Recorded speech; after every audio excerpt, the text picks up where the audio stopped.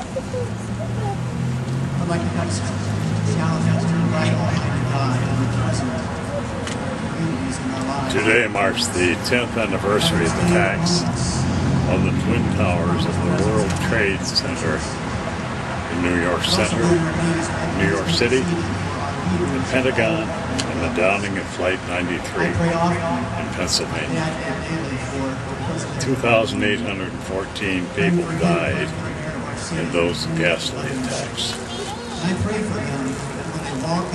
Today, cities across America commemorate the events on 9/11 with bands, orchestras, prayers, images of the Twin Towers falling, the reading of the names of those who perished, and a number of tributes honoring the dead, and reminding us of the decade that followed: fear, the war on terror.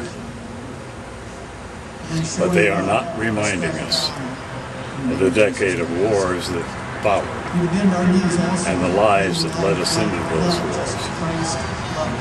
The wars that destroyed cities thousands of miles from our shores, and the deaths of hundreds of thousands of innocent civilians who had no connection with 9/11, who died because they happened to be Muslims, or because they didn't look like us, or because they were considered collateral damage.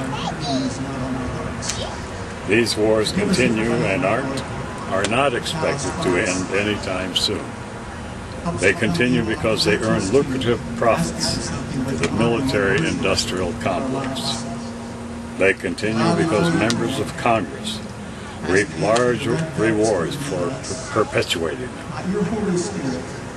And they continue because our media believes in their own mantra: if it bleeds, it leads. And they carry the fear-mongering perpetuated by our government. Sadly, since 9/11, there have been over 300 times as many deaths in these wars and occupations than died on September 11, 2001. We should light candles and say prayers for those who died on 9/11. But we should also mourn the deaths of nearly 7,000 members of the military and the 60,000 who were wounded, as well as the nearly 1 million who died because they happened to be in the way.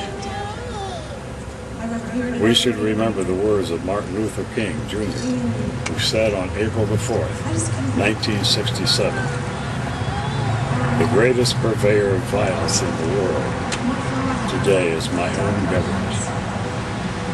And we today should work hard to change that.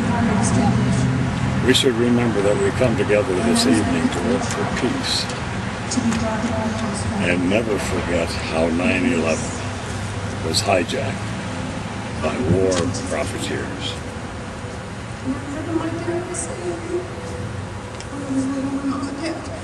Tell me about World War II.